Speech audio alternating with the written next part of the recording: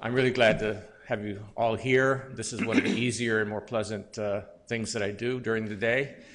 I think the Fed Challenge is a great program.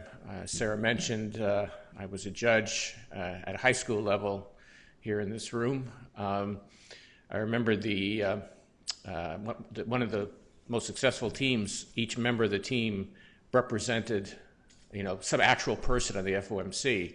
So there was one kid who was Ben Bernanke, and every time he was asked a question, he responded with a quote from one of my speeches. I was like blown away. I don't remember my speeches, I think it's really important for us to be doing this. Federal Reserve and central banks in general are playing a huge role in the world today in trying to help stabilize our financial systems and trying to help our economies recover. It is really important that the public understand what we do and how it works, and my experience is that in general the level of understanding is not very high, and that's why it's so important to have top students, people who are going to be leaders, understand what the Fed does, and so that they themselves can participate in debates and that they can communicate to their colleagues and their friends and their neighbors what the Fed is all about.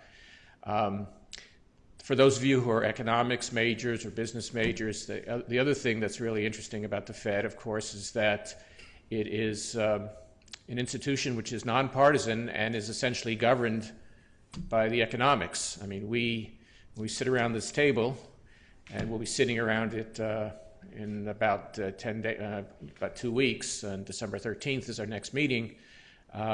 We don't talk about political feasibility. We don't talk about which party will be helped by our decisions. What we do is we talk about what the economic merits are, what's best for the country, what can we do as a central bank that will help create financial stability and help the economy recover. And so there's the closest link here. I've had some experience in other policy jobs, and in the Federal Reserve is where there's the closest link between the economics that you learn and the policies that get made, and that, I think, is really important. So again, I'm really glad that you have gotten interested in this and that you've spent the time and effort to make it this far. I congratulate you on your efforts.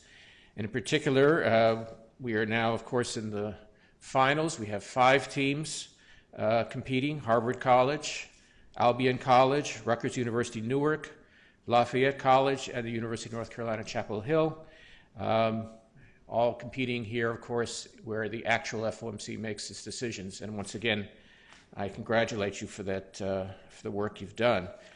I also have the pleasant duty of introducing our judges, who are a very distinguished group. In the center is Governor Elizabeth Duke, who is a member of the Board of Governors, has been for several years. On her right, closest to you, is Krishna Guha, who is the Executive Vice President of Communications at the Federal Reserve Bank of New York. Before that, a distinguished journalist in the financial press. And on the right, John Weinberg, Senior Vice President and Director of Research at the Federal Reserve Bank of Richmond, a scholar in Federal Reserve monetary policy issues. So I want to thank the judges for your time and for your willingness to participate in this. And I guess it wouldn't be complete also if I didn't thank the faculty advisors who I know who have been working hard, helping you get ready, and I hope it's been enjoyable. I hope it's been interesting for you. And again, I do think this is very worthwhile. I support this program very strongly, and I just want to end by wishing you the best of luck.